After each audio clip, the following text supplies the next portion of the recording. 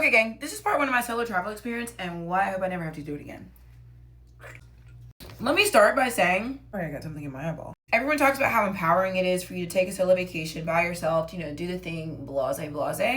And I think I have a different opinion at this present moment in my life.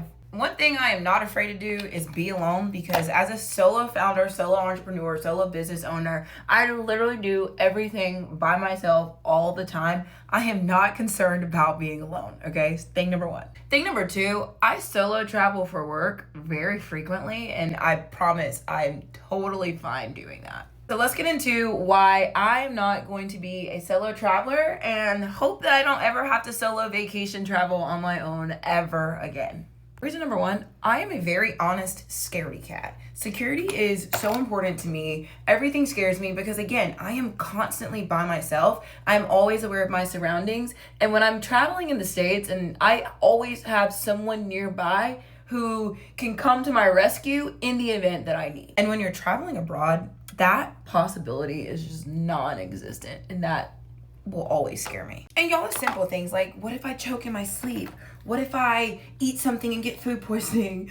Like, what if I'm fighting for my life and need help and no one knows because I'm in another country and they can't get to me fast enough to help me? That is freaky. And to piggyback off of that, I can only say so many times, my boyfriend is upstairs, or my friends are coming, they had to work today.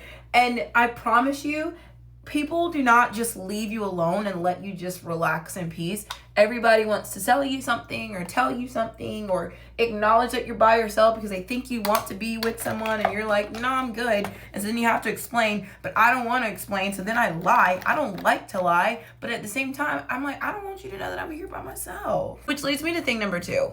Decision paralysis on where I wanted to go was the hardest thing I ever had to do, and I don't know why it was so hard. It took me so long to book this vacation because I wanted to know that I liked every single aspect of this trip because it was me, myself, and I. And when I'm not doing trips by myself, I don't mind accommodating for the others that are with me. And so I will bend and break or bend and move based on what other people want and they're feeling comfortable with, just because I don't mind. I genuinely don't care. What are your thoughts? I say, cool, let's book it. We book it, we go. That is so simple to me when I'm booking with someone else versus booking by myself for a solo vacation. Which leads me to point number three. The place you stay matters more than anything, any decision you make when you're traveling solo. For me, I needed a resort with all the bells and whistles so that I could feel as safe as I possibly wanted to and not have to worry about needing anything off the resort property. Because back to point number one about security, if I had to leave, get in another Uber, blah, blah, blah, blah, blah, I was probably gonna have a little mini panic attack if anyone had asked me questions or wanted to try to talk to me. The resort had private transfer to and from the airport, so I never had to speak to anybody who didn't know that I had a reservation. Now, let me say that because I was by myself, the perks were actually incredible, and I got a lot of extra free things, added on things that didn't come with my actual all-inclusive reservation because I was by myself. Even something as simple as maintenance having to come to check my thermostat or check my air vent, my friend was like, don't you do that at night, you should do that during the day. But I couldn't sleep, so I had to. But like, it's things like that like when you're by yourself, like you have to make decisions based on that. So over the course of my stay, people did find out that I was in fact there by myself.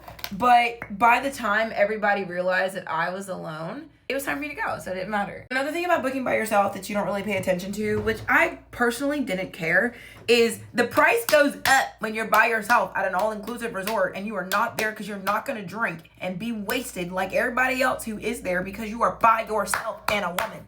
Sorry for hollering about that, but like realistically, shout out to the ones who do go, have all of the cocktails, get a little tipsy, a little wasted by themselves. I will never be that girl. I don't drink like that anyway. But like, you're not about to try me, having me, nope, not when I'm by myself. Again, shout out to the ones who do it. I'm not judging you. I'm just telling you, to me, that's not safe. Which leads me to my next point, and the fact that I didn't get to have all the cutie little cocktails because I didn't want to, because I didn't want to not feel safe. So like, everything kind of goes back to the whole feeling safe thing of this trip. All this to say, I hope I don't ever have to go on a solo vacation again. And the next time I'm going with my bae on a vacation so that I ain't got to worry about all this stuff. Okay, that's just my 2 cents. Thanks for coming to my TED Talk. Cheers.